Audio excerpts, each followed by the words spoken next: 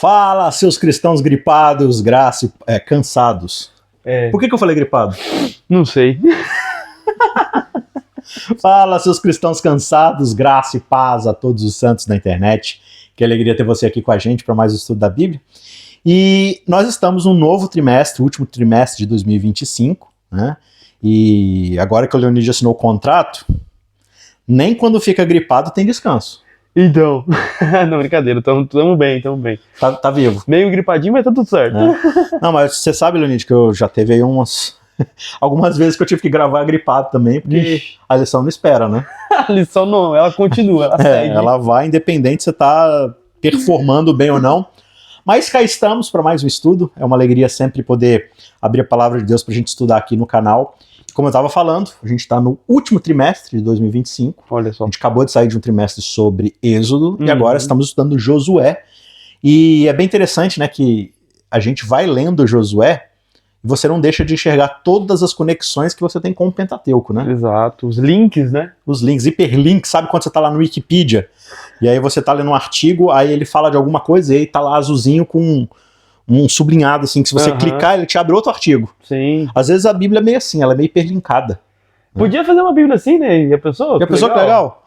Sei lá. O cara tinha que manjar de intertextualidade, né? É verdade. Que não é uma coisa. Você tem a Strong, né? Isso. Strong é um aplicativo. Assim, tem a Bíblia Strong, mas você tem isso em formato digital que aparece lá um linkzinho da palavra. Né? Você clica e ele vai mostrar todos os textos que tem aquilo ali e tal. Não necessariamente isso é hipertextualidade ou intertextualidade, né? Só para mostrar onde aquela palavra aparece. Mas já pensou, seria legal, né? Você tá lá lendo. Então, por exemplo, semana passada a gente estudou sobre Raabe. Perfeito. E aí você tem lá vários links, né? Você vê lá o pessoal em Sitim, né? Sitim. Aí você vai, clica em Sitim, você volta lá em Números, quando o povo passou lá por Sitim, aí se envolveu com prostitutas, não sei o quê, papapá.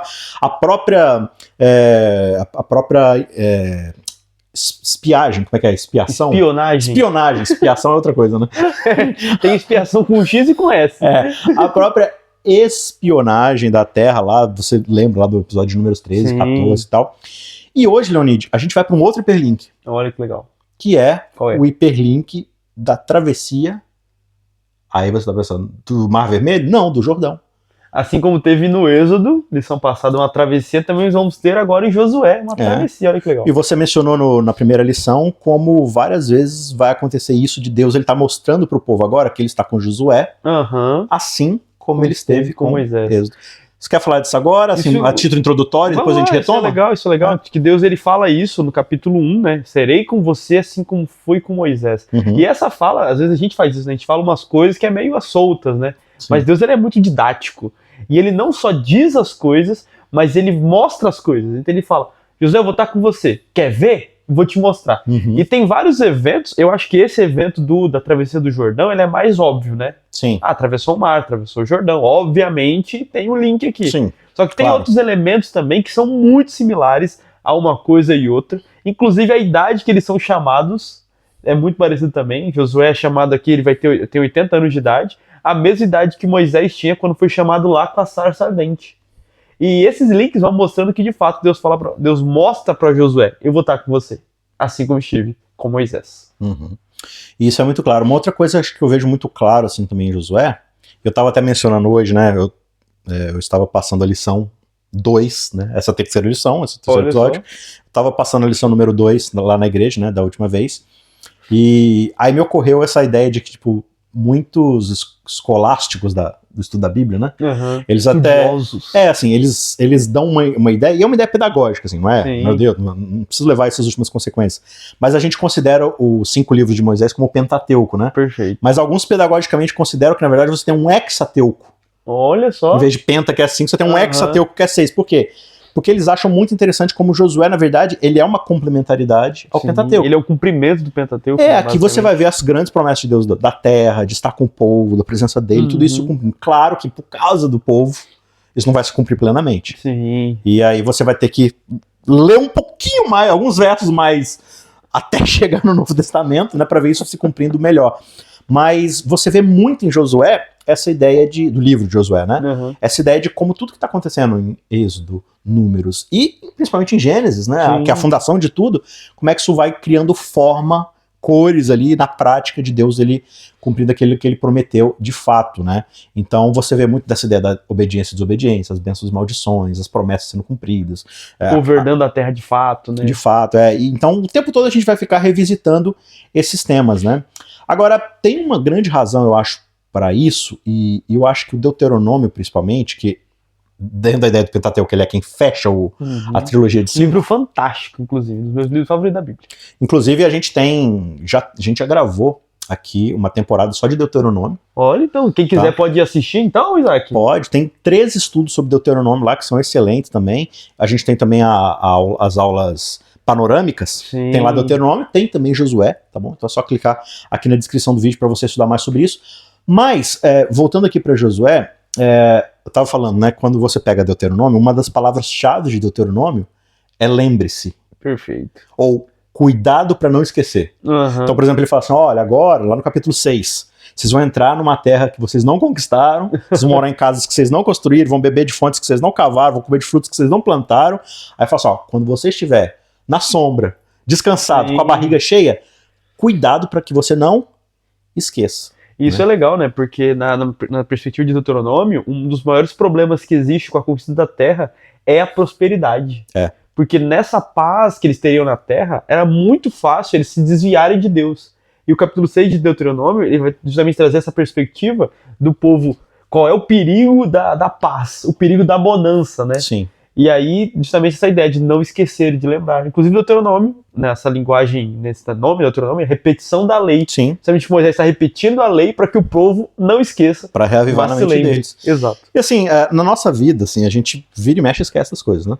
Ah, não, se eu tirar a chave do meu caminho, eu já esqueço ela, inclusive. Então, nas coisas a gente sempre coloca naquele mesmo lugar. Tem que tá no mesmo lugar. Um lugar diferente. Isso, já era, né? E tem aquela frase de mãe, né? Só não esquece a cabeça porque tá colado no pescoço e tal. A gente é meio avulso. E muitas vezes na nossa vida, assim, a gente esquece das coisas. Acho que na grande maioria das vezes é meio que o prejuízo não é tão grande. Você chegou atrasado, ou você perdeu um ponto, ou tem um pequeno prejuízo ali e tal. Mas às vezes também o esquecimento ele pode provocar grandes prejuízos. Perfeito. Né? E também quando a gente está falando do dia a dia, por exemplo, você tem certas punições ou certos castigos que a sociedade impõe que são para fazer a gente se lembrar. Por exemplo, você tem as regras de trânsito. Então, quando eu tomo uma multa por excesso de velocidade, eu devo considerar isso como um aprendizado para me fazer lembrar de que eu não posso correr muito, porque a velocidade, às vezes, ela é uma inimiga da vida. Sim. A depender da situação que você está. Por exemplo, não é uma autovia que é construída para você correr. Não, é uma vicinal perto de um lugar residencial, com crianças. Por mais que alguns pensem que se for mais rápido, ele vai ter menos tempo no trânsito, por isso ele logo vai ter menos risco à vida, né? A perder a vida. Logo então, ele vai mais. Né? Boa ideia, não? Bela ideia, principalmente quando você está perto de escolas, hospitais, ou coisa do tipo, é excelente. Não siga essa dica, viu? Não é uma dica que eu dei, o pessoal aí louco. Tem um pessoal aí. Né? Alguém. Não, você não faz isso, não. Né? Não sei. Eu prefiro não comentar sobre isso.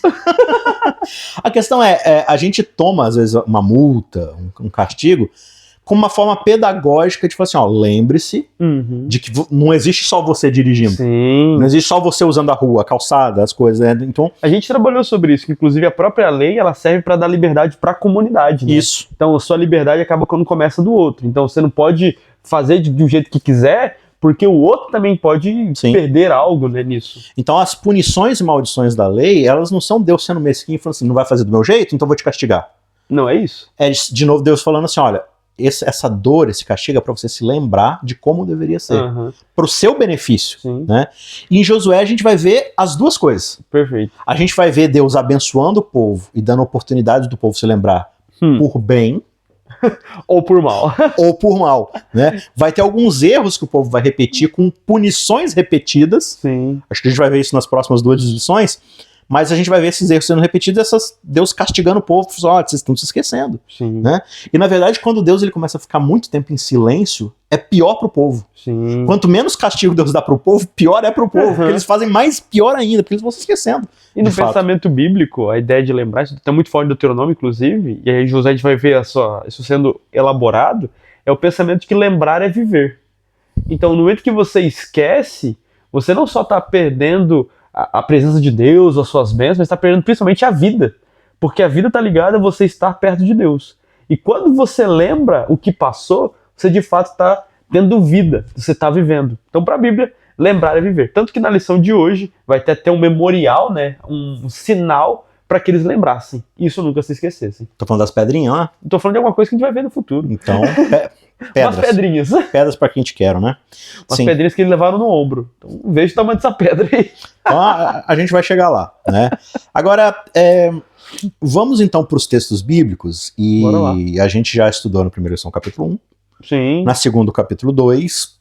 Pegando emprestado um pedacinho do capítulo 9, Sim. mas assim, só como efeito de comparação, mas Perfeito. Não chegamos no capítulo 9 ainda, evidentemente. Hoje a gente vai para o capítulo 3 e 4. Ou para os capítulos 3 e 4.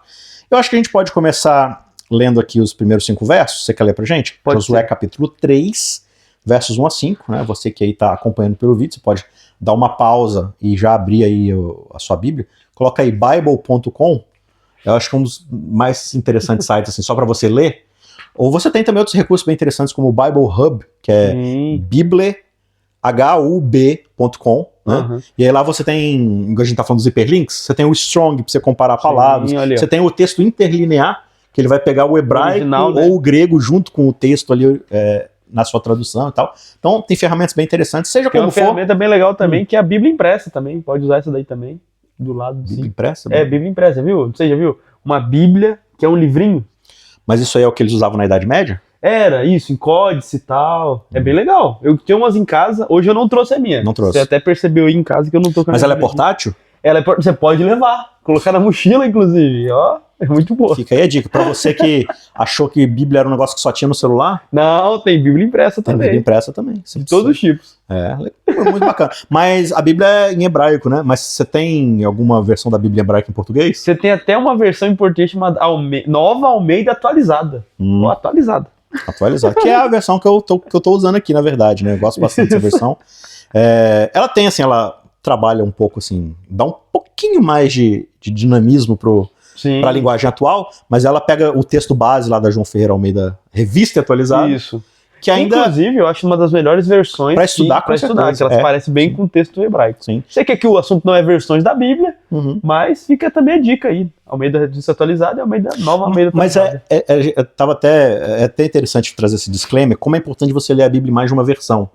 Porque, por exemplo, eu tava passando a lição, igual eu falei, né? Tava passando a segunda lição lá na igreja, e aí eu pedi para lerem lá Números 25, e aí eu queria mostrar como o povo, né, antes de entrar lá no judaísmo e se lidar com Raabe, como a gente falou isso na lição anterior, né? Sim. Que o povo ele tem um histórico lá no mesmo lugar, que é lidar com algumas prostitutas. Sim. E o texto na minha versão diz assim, prostitutas, o povo se relacionou com prostitutas. Aí eu falei assim, alguém pode ler esse texto pra mim? Aí a moça foi ler e ela leu, se envolveram com as filhas de Moabe. O texto quer dizer a mesma coisa, mas olha o impacto, a diferença do impacto. Sim. Filhas de Moabe, prostitutas, né? Então, assim, faz diferença. Então é interessante você também... Acho que a gente tá tá indo. tangiversando Mas aqui. lembre sempre, a melhor tradução é a sua própria tradução. Então vai pro texto hebraico e traduz direto.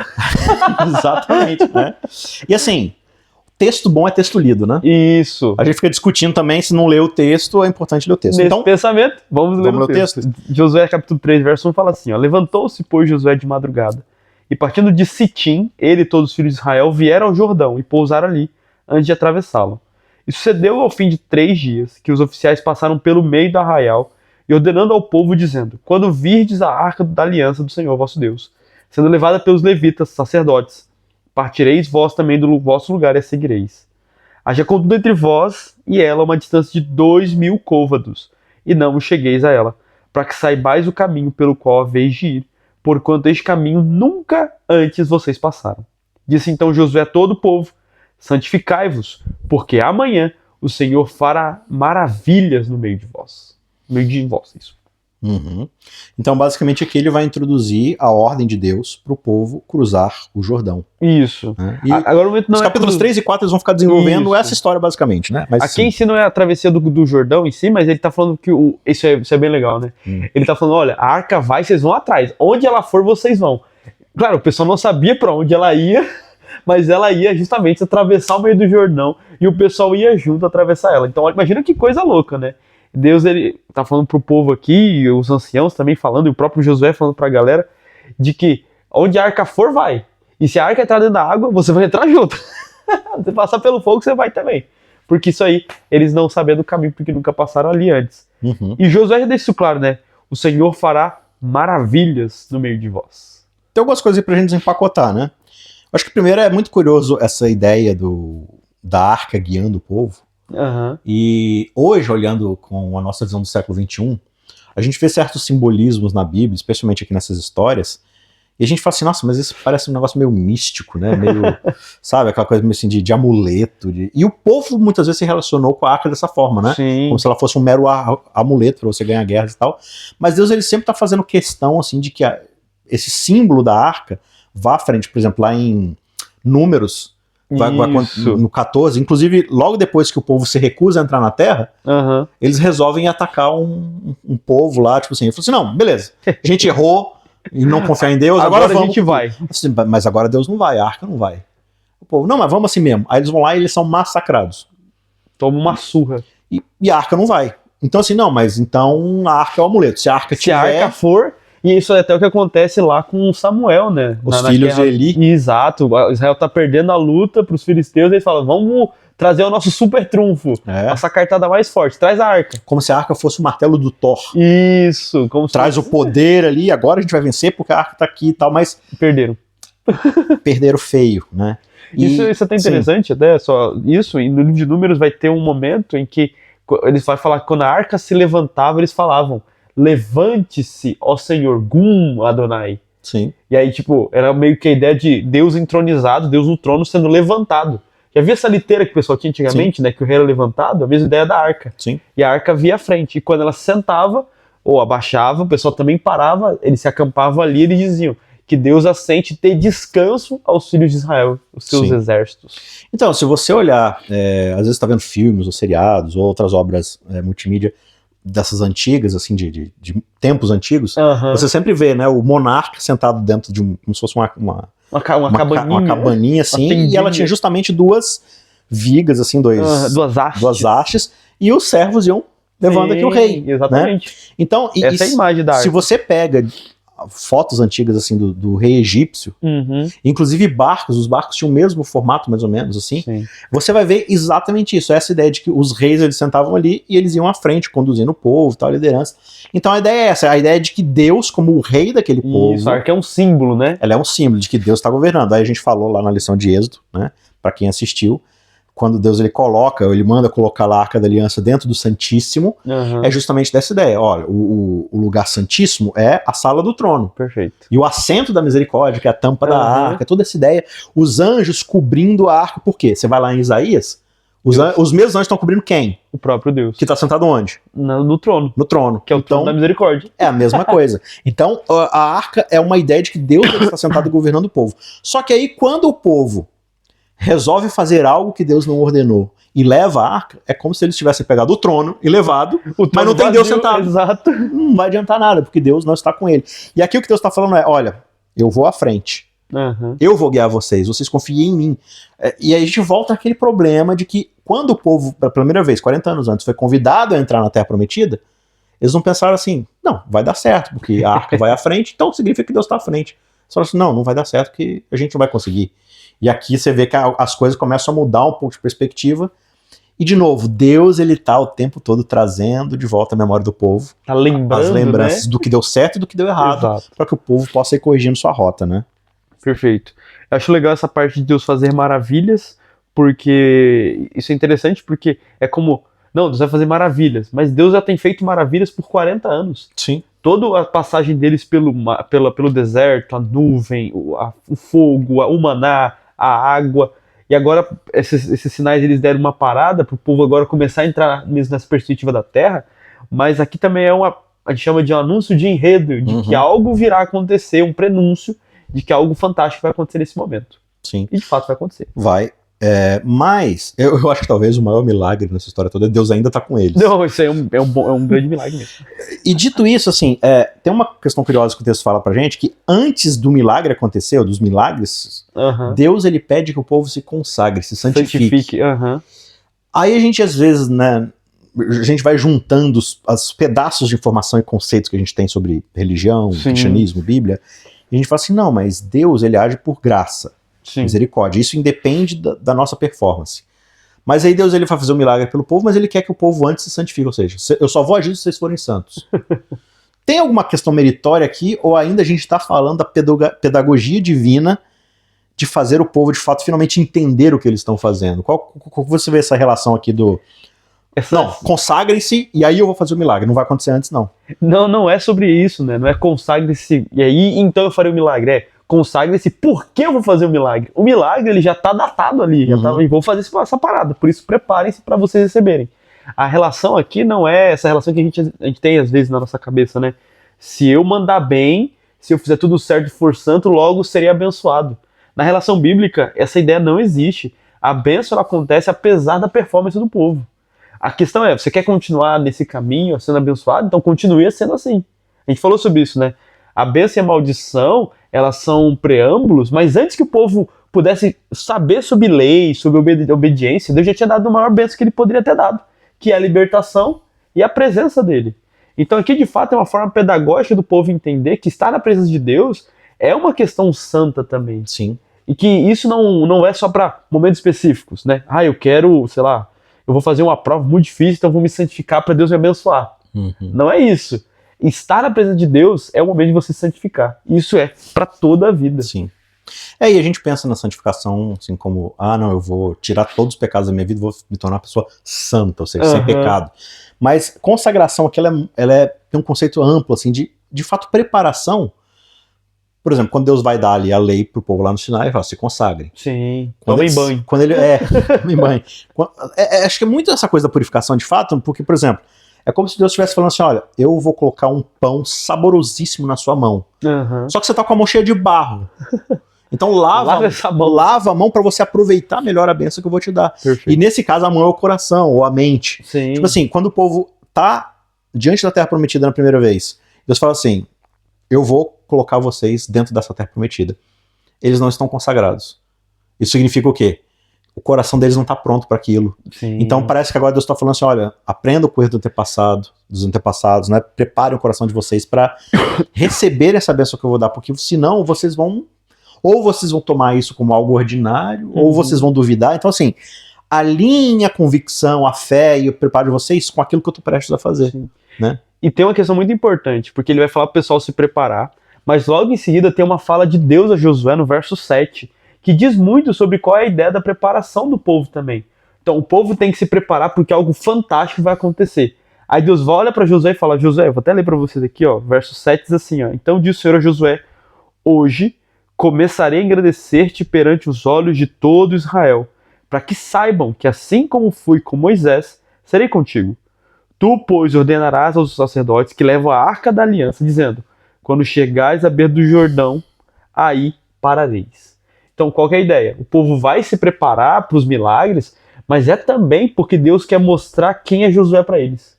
Então, todo o povo vai estar pronto, eles lá tomaram banho, né, colocaram a roupa bonitinha lá, estavam preparados.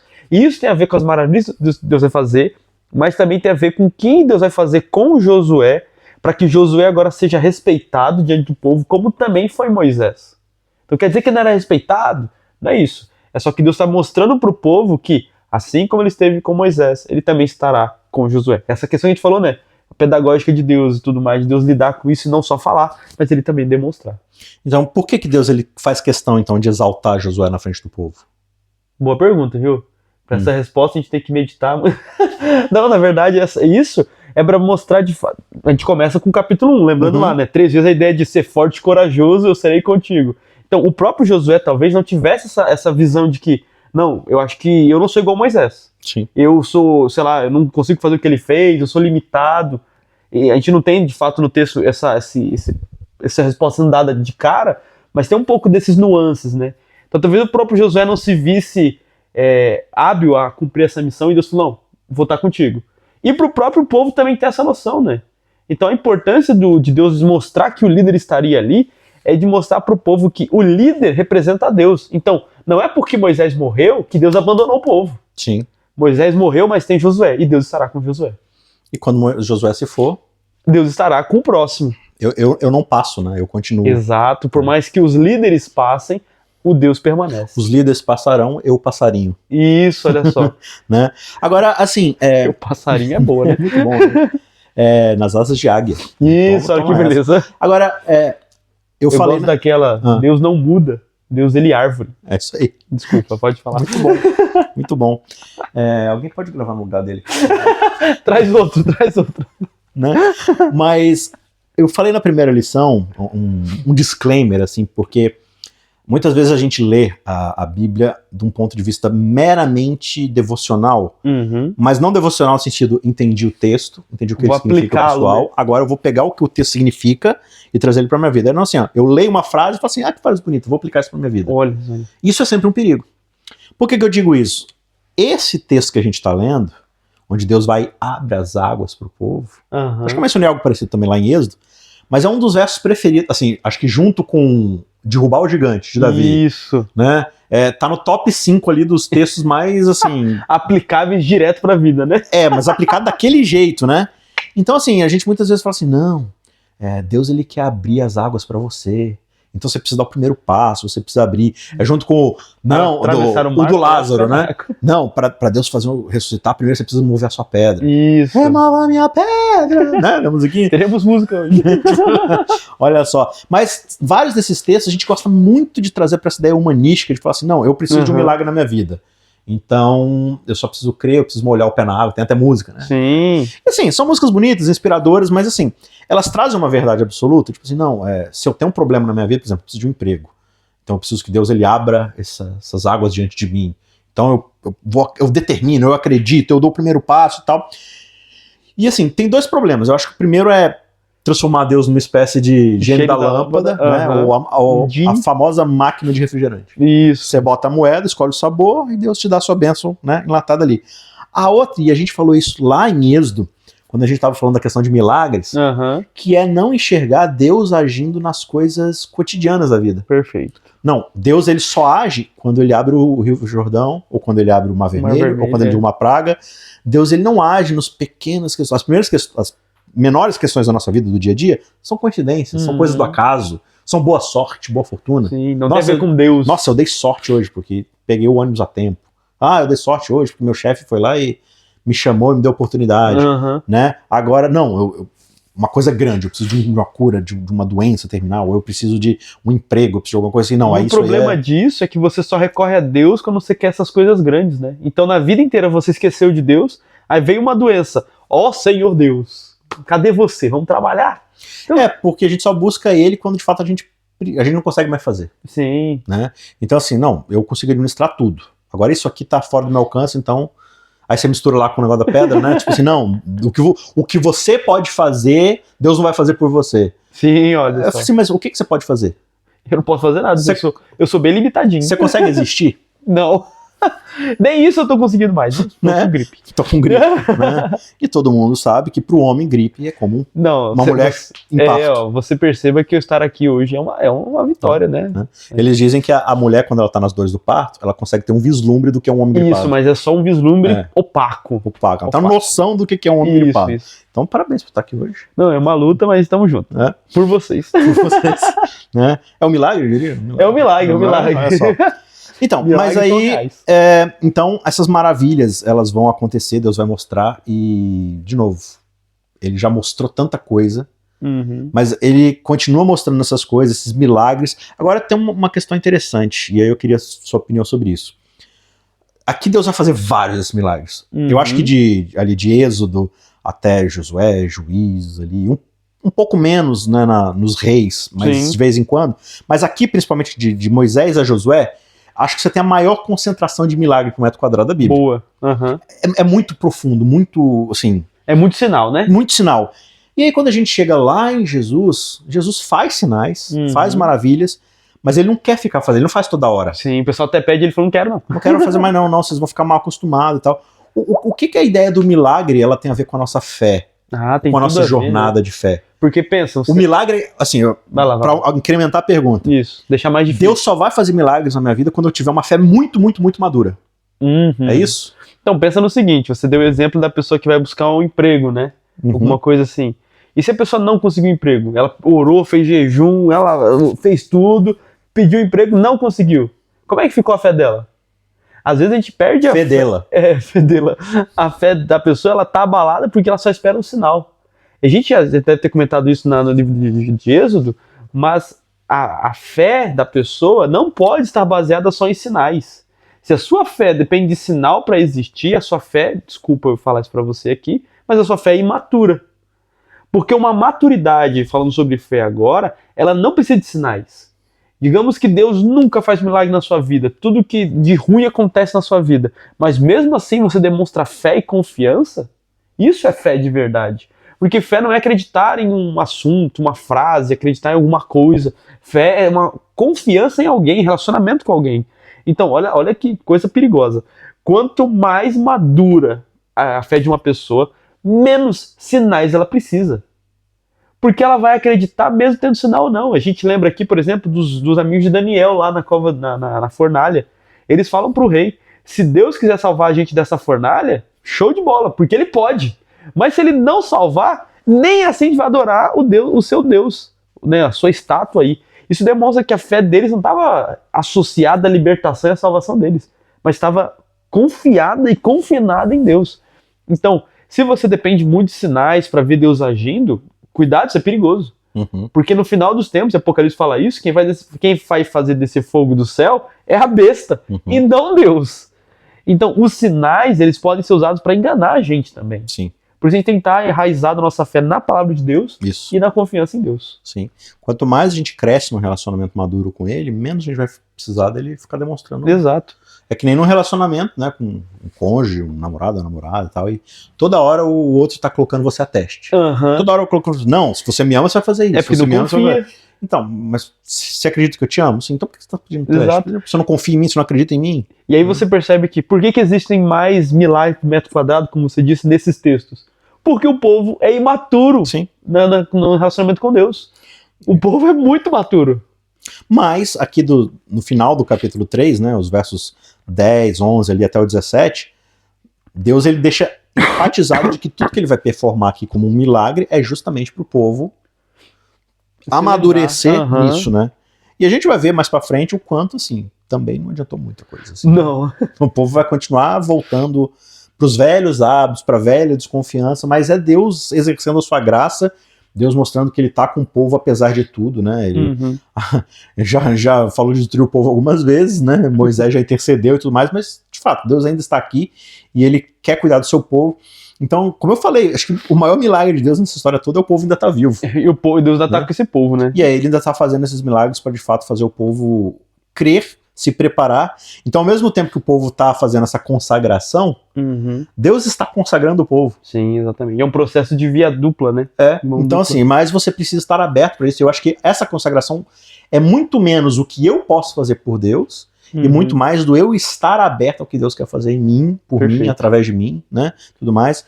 Algo que você quer ressaltar aqui acho que é interessante a gente seguir o texto só no finalzinho, quando vai acontecer de fato o milagre. No verso 14, o texto fala assim, quando, pois, o povo partiu das suas tendas para atravessar o Jordão, levando os sacerdotes a arca da aliança do povo, e quando os que a levavam a arca chegaram ao Jordão, e os seus pés mergulharam na beira das águas, teve uma explicação, né? Porque o Jordão transbordava todas as suas ribanceiras durante todo o dia da colheita. Ou seja, não só o Jordão estava molhado, mas a água estava já invadindo a margem, né? Isso é importante explicar. O Rio Jordão, ele é um rio sazonal. Então, se você às vezes for numa estação meio seca no Israel, você vai encontrar um filete de água só. E aqui ele deixa claro que não, nessa época, estava perto da colheita, o rio não só estava cheio, como estava transbordando. Então, atravessá-lo... Estava na sua época de maior volume. Exato, atravessá-lo não era uma boa ideia, não, você ia ser levado pelas correntezas. E aí o verso 16 fala, as águas que vinham de cima, parando, levantaram-se no montão, muito longe, à altura de Adã, cidade está junto a Zaretã. E as que desciam ao mar de Arabá, que é o mar salgado, foram todas cortadas. Então o povo passou bem em frente de Jericó. Os sacerdotes que levavam a arca da aliança pararam firmes em seco no meio do Jordão, e todo Israel foi passando o pé enxuto, até que todo o povo acabou de passar o Jordão. Eu acho essa imagem bem legal, porque tá vindo, né, os sacerdotes com a arca da aliança, e 1 quilômetro atrás, o povo. E eles pisam na beira do Jordão, então os pés deles sentam na água, E ao entrar os pés dele na água, aí o rio para. E não é que nem o Mar Vermelho, onde para esses dois muros de água, né? Fica só um muro de um lado e todo o rio seca do outro. Essa imagem é bem legal. Ele começa a se amontoar, né? A água que tá ali. É como se houvesse um dique, como é que chama? Uma represa invisível. Isso, exatamente. Mas deve ser uma imagem interessante, porque a água começa a subir, assim, ó. E aqui fala, né? Um muro muito alto, né? E faz de fato isso aqui, e o resto fica em seco. E aí eles param no meio do rio e todo mundo passa. A gente vai ver daqui a pouco que eles vão fazer agora memoriais, né? O primeiro memorial é Josué indo até o meio do rio e falando para os homens tomarem pedras. Eles vão tomar 12 pedras, então cada um de uma tribo pegaria uma pedra. E não é uma pedra, como a gente falou, não é uma pedra comum. O texto fala que eles colocaram a pedra no ombro. A gente tá agora no capítulo 4, verso 2. Exato, capítulo 4, verso 2. Eles vão tirar essa pedra, né? E eles colocam essa pedra no ombro, então imagine o tamanho dessa pedra, e eles vão levá-la. E o segundo memorial é Josué montoando 12 pedras no meio do rio onde os sacerdotes estavam. E depois o sacerdote sai e esse montão fica lá. E o texto fala até o dia de hoje. Até o dia de hoje, até quando o texto foi escrito, no caso, né? O verso 5 diz, né? Passem adiante da arca do Senhor, seu Deus, até o meio do Jordão. Cada um levante sobre o ombro uma pedra, igual você falou, segundo o número das tribos dos filhos de Israel, ou seja, 12 pedras, né? Para que isso seja por sinal entre vocês. Então, assim, a ideia de milagre e sinal às vezes são intercambiáveis, às vezes elas não são exatamente a mesma coisa. Né? Então Deus faz sinais e maravilhas. Isso, né? Boa. O que tem de maravilha ou de milagre eles pegando uma pedra? Se essa pedra tivesse na porção seca, não seria nada, mas eles estão pegando uma pedra no meio de um rio que está seco. Um rio vertical. Exato. Né? Então o milagre está aí, vê quem quer. Exato. E é legal a palavra sinal aqui, em hebraico será a palavra ot, que ela aparece em diversos momentos do texto bíblico. São vários hiperlinks, se você clicasse aqui, né, apareceriam muitos textos. E entre eles, inclusive, o próprio arco-íris, né, o arco da aliança de Deus com Noé. É um ot, é um sinal. A circuncisão é outro ot. E a gente vai ter vários desses sinais, quando passa o sangue na porta, é também um sinal. A própria aliança de Deus com o povo de Israel carrega vários sinais. E esses sinais são, de fato, para a memória. Eles são marcos. Exatamente. Chamaria de marcos. Boa palavra. Aqui, ó, o verso 6, ele começa dizendo assim, é para vocês fazerem isso, né, as pedras, para que isso seja por sinal, ot, entre vocês. E no futuro, quando seus filhos perguntarem, parece que ele está usando o mesmo fraseado de Deuteronômio 6. Perfeito. No futuro, quando seus filhos perguntarem o que significam estas pedras para vocês, respondam que as águas do Jordão foram cortadas diante da arca da aliança do Senhor. Quando a arca passou, as águas do Jordão foram cortadas e essas pedras serão para sempre por memorial aos filhos de Israel. Então ele está falando que, olha, lá no futuro, para o povo não esquecer, lembrando o tempo todo de que o esquecimento está muito ligado à questão da rebeldia. Eu esqueço o que Deus fez por mim, aí eu não confio mais nele, a minha fé se desvanece. Então assim, vocês vão fazer esse monumento aqui como uma tradição. E aí, Leonide, muitas vezes na igreja a gente é apegado a tradições. Perfeito. O que é uma tradição? Uma tradição é algo que remete a algo que foi feito lá no passado e a gente continua fazendo porque sempre foi feito assim por alguma razão. Perfeito. Só que às vezes essa tradição ela perde a conexão com o significado original. Ela passa do significado, né? Ou ela passa, ou ela se desvia, ou ela simplesmente se perde, se corta esse link. Então assim, por que a gente faz isso? Não sei, sempre foi assim. A frase do Chicó, lá do Alto Combatente, não sei, só sei que foi assim. Eu só sei que era assim, né? Então assim, por que você faz tal coisa na igreja? Por que você faz isso aqui desse jeito? Meus pais faziam. Pai, por que você faz? Não, meu avô fazia. E aí, e você perde o sentido da coisa. E aí a tradição, ela deixa de ser uma tradição, ou seja, ela deixa de ser um sinal apontando para um sentido original. Perfeito. E ela passa a ser um tradicionalismo. Olha o perigoso aí o negócio, hein? Qual que é o grande perigo do tradicionalismo dentro da igreja? O perigo é que você, de fato, esquece o significado e você só faz as coisas por fazer, né? Então, por que eu faço isso? É para lembrar do que Deus fez e tal? Não, eu faço isso porque essa é a regra da igreja. E como eu falei, às vezes isso vai passar a própria ideia da religião, né? Da religiosidade. Então, mais importante do que obedecer a Deus é manter a tradição da igreja de, sei lá, fechar a cortina às 3 horas da tarde do sábado, dia, não sei das quantas lá e tal. E se alguém mexer nessa tradição, é o fim. Acabou com tudo. Quando na verdade a gente tem que ter uma fé baseada de fato. Tipo, tradições são importantes, né? Pra gente relembrar e tal, mas sempre lembrar do significado final para qual ela foi construída. Sim. E quanto mais a gente se apega ao tradicionalismo, a gente, menos e menos a gente vai ver Deus agindo. Então, por exemplo, a tradição era a arca ir à frente, com Deus sentado na arca. Qual que é o tradicionalismo? A gente pode fazer o que a gente quiser, do jeito que a gente quiser, desde que a gente leve a arca. Exatamente. Né? Então, assim, não, eu posso fazer o culto, ou eu posso fazer a programação, ou eu posso agir do jeito que eu quiser, desde que eu fale em nome de Jesus, amém. Amém. Né? Então, desde que eu faça tal coisa, não, em nome de Deus, eu faço tal coisa. Então, é muito perigoso, sabe? A linha é muito tênue. Então, você revisite a sua tradição. E, de novo, a gente associa muito tradição com coisa velha, arcaica. Não, a tradição ela é importante. E como você falou, a Bíblia vai dar muitos desses memoriais, dessas tradições. A Páscoa, o sábado, sabe? Várias dessas coisas, elas são feitas, a circuncisão. Deus fala assim, você vai ver isso, você vai se lembrar, né? Mas aí, por exemplo, a circuncisão. Aí você chega lá no Novo Testamento, com Paulo e tal, e o povo fala assim, não, você não pode se relacionar com Deus se você não é circuncidado. Aí você fala assim, mas aí você está transformando a tradição no tradicionalismo. Você está pegando algo que deveria lembrar as pessoas. Porque, de novo, assim, tô saindo um pouquinho da lição, mas só para exemplificar aqui, que é o exemplo que me veio. O que é a circuncisão? A circuncisão, ela vem exatamente depois do momento em que Abraão, ele usa o seu órgão genital para tentar fazer por conta própria a promessa que Deus disse que faria. Sure. Que era o quê? Deus falou assim, eu vou te dar um descendente da sua esposa. Ele vai lá e dorme com o escravo. Aí Deus fala assim, esse objeto sexual seu aí, né, seu bigolim, que você usou para tentar cumprir a promessa de Deus por conta própria, sendo que eu disse que ia fazer, você vai colocar uma marca, um sinal aí. Eu acho isso legal, né? Porque é como se ele faz pra Abraão, não precisa dessa coisa não, corta fora isso aí. Se tu cortar fora, ainda assim vai vir. Se você arrancar o seu bigolinho fora, eu ainda vou te dar um filho. Perfeito. Então, até porque sua esposa é estéril e tudo mais e tal. Então, assim, ou seja, a circuncisão ela é um sinal para lembrar para a descendência de Abraão de que Deus faz aquilo que ele disse que faria, independente do homem. Show de bola. Aí você chega lá no Novo Testamento e basicamente o povo está falando assim, Deus só vai te salvar se você fizer algo por ele, que é se circuncidar. Ou seja, o símbolo que é a lembrança de que é Deus quem faz se torna um tradicionalismo para mostrar que é o homem quem faz. Ou seja, você pegou o símbolo e perverteu. Sim. Aí Deus e tanto que Deus fala, então se o símbolo não está mais conseguindo abarcar, arranca fora esse símbolo então. A mesma coisa o sábado hoje. A gente fala assim, não, o sábado, em vez de ser um descanso de que Deus faz as coisas que eu não faço, se torna tipo assim, não, eu preciso guardar o sábado perfeitamente para mostrar a Deus que eu faço. Aí a gente vira aquele problema, né? É o mérito para receber a bênção, né? Eu vou ser abençoado porque eu guardei o sábado, porque eu devolvi o dízimo, porque eu fiz aquilo, porque eu fiz aquilo outro.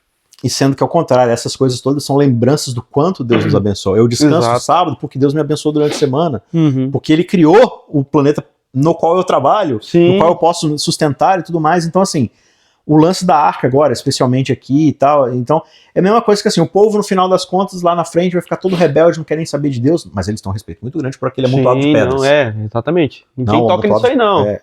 Amontoado de pedras aqui, eu não tô nem aí mais com Deus, mas, de novo, o povo lá em Isaías, Jeremias e tal, o povo, eles tratam mal todo mundo, eles exploram os empregados, eles derramam sangue inocente, mas todo dia eles estão lá no templo, fazendo sacrifício, bonitinho, cantando o nome de Deus, e Deus fala assim, cara, quando foi que eu pedi isso de vocês? Fala, né? Eu não aguento mais as suas orações. Vocês levantam a mão e eu escondo o meu rosto de vocês. Ela fala assim, quem foi que pediu pra vocês sacrifício? Eles, você! Aí ele, eu não! Não foi isso que eu pedi sacrifício do coração e não do, né?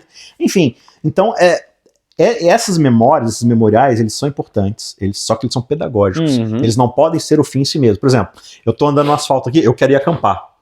Aí eu sei que a 30 quilômetros da cidade tem um camping bem legal no meio da floresta e tal. E aí eu boto a minha barraca no carro, pego a estrada e vou. Aí eu vejo a primeira placa, 15 quilômetros pro camping. Aí eu vejo a segunda placa, 10 quilômetros pro camping. Aí eu vejo a terceira placa, 5 quilômetros pro camping. Eu falei, acho que tá bom. Aí eu pego minha barraca e armo do lado da placa. E acampo do lado da placa.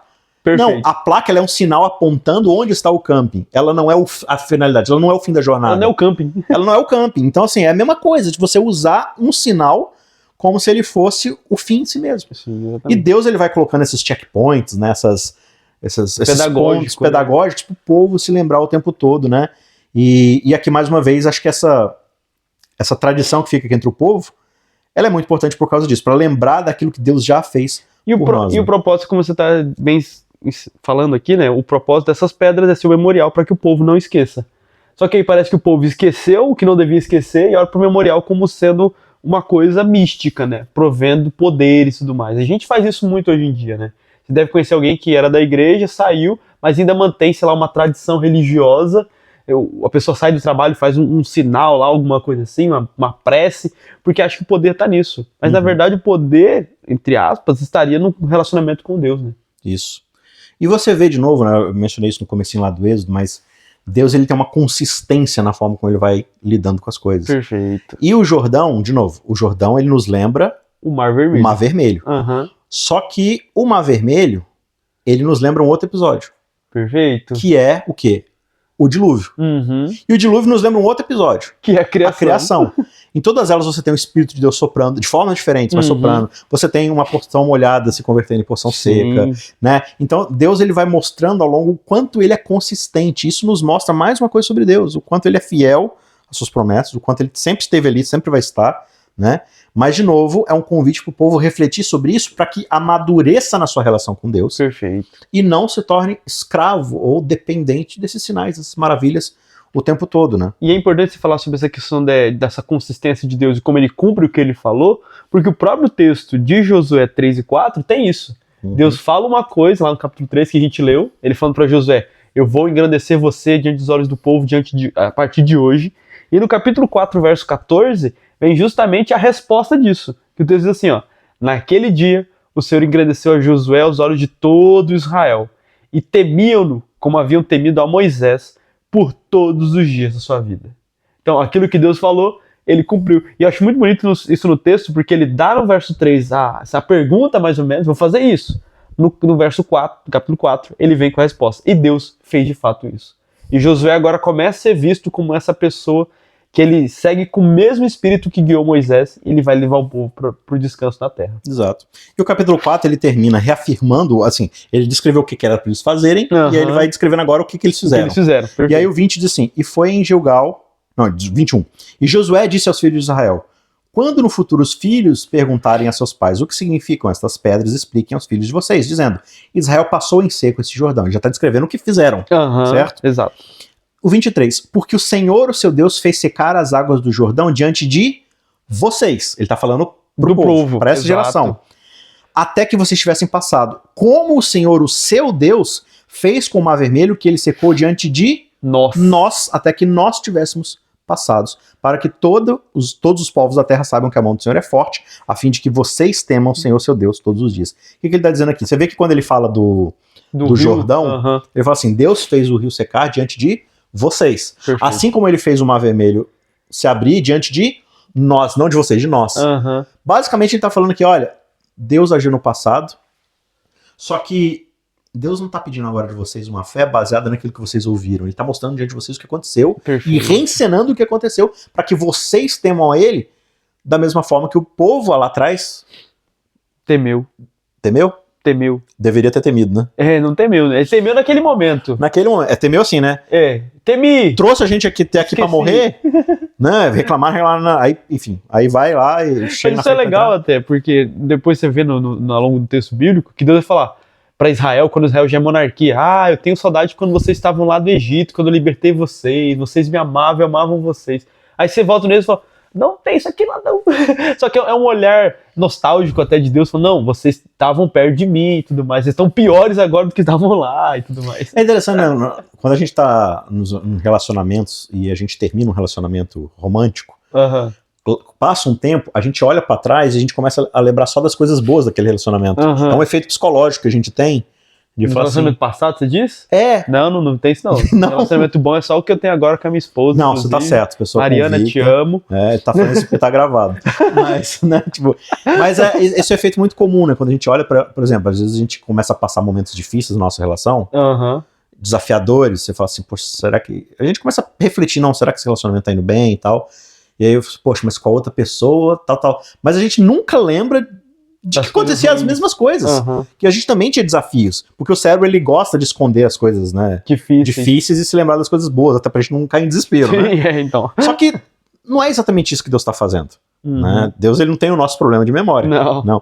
O que Deus está fazendo de fato é justamente mostrando como o seu olhar sempre foi de graça, sempre foi de misericórdia, apesar dos nossos defeitos, e os nossos defeitos eles só deixam Deus furioso, triste, pelo que está fazendo com a gente, diante dele. né? Então, mais uma vez, Deus ele está mostrando essa misericórdia para o povo, está falando assim, olha, eu estou fazendo isso diante de vocês da mesma forma como eu fiz com os seus antepassados, para que vocês tenham a mesma oportunidade de relação. Só que ao mesmo tempo, sim, diga. E tem uma outra questão que no verso 24, que ele fala, qual que é o propósito de todos esses sinais, eu queria falar aqui, que tipo, a gente, como você falou, a gente vai ler esse texto achando que esse texto é pra gente, então Deus vai fazer sinal da minha vida. Só que cada sinal que Deus faz tem um propósito. Ele não faz sinal por fazer, às vezes não faz nem só porque a gente pediu. Claro que se você pedir e bater, vai ser aberto e tudo mais. Só que ele fala, ó, para que todos os povos da terra conheçam que a mão do Senhor é forte. Então esse é o primeiro propósito. O segundo é que vocês temam a Deus. O primeiro é para que Deus seja conhecido em toda a terra. Então, que eles estão prestes a entrar agora. Exatamente. Então Deus está fazendo os sinais, não só por fazer, mas é o mesmo propósito que ele tinha lá no livro do Êxodo, para que todo o planeta conheça quem de fato é esse Deus. Sim. Eu acho que quando a gente pede a Deus um milagre, qual que é a nossa postura? A gente pede, Deus, faça isso na minha vida, para que aqueles ao meu redor vejam quem é o Senhor. Quase nunca a gente fala essa segunda parte. Ou a gente fala assim, não, Deus, me ajuda aqui, porque de fato a gente está preocupado com o que Deus pode me providenciar, com que tipo de bênção material eu posso conseguir, né? Qual é aquilo que eu vou... Não, nunca é dentro dessa postura, né? Nunca é um testemunho, né? Então, que a gente tenha também essa postura. Isso é uma fé mais madura, né? Sim. Será que Deus, ele de fato está preocupado em simplesmente realizar meus desejos, minhas vontades? Ou Deus, ele quer me abençoar para que a minha vida seja um testemunho, um sinal, né? Mais um marco na vida de outras pessoas também. E acho que encerrando esse assunto, na própria bênçãos e maldições contidas no livro do Deuteronômio, a ideia de bênção é para que seja testemunho. E a maldição também vai ser um testemunho. Então, no final, todo o propósito de Deus em estar com você é para que você seja um testemunho para todas as nações, para todos que estão ao seu redor. Exato. A gente fica por aqui. Espero que você tenha aproveitado bastante esse estudo. De novo, não use esse vídeo como a sua devocional, como seu objetivo final de estudo, leia, mas que ele seja um pontapé para você reler. Leia aqui os capítulos 3 e 4, leia com paciência, estude mais de uma versão e tudo mais. E deixa aqui no seu comentário alguma experiência que você teve, que Deus agiu na sua vida, talvez algum momento onde você não recebeu um milagre dos grandes que a gente está acostumado, ou sim, simplesmente no cotidiano, né? Mas enfim, participe aqui do nosso estudo e a gente encerra por aqui, a gente se vê na semana que vem para continuarmos esse estudo na Palavra de Deus. Um forte abraço e até lá. Espero que Deus faça um milagre na sua saúde. Amém. Obrigado. Amém. Tchau.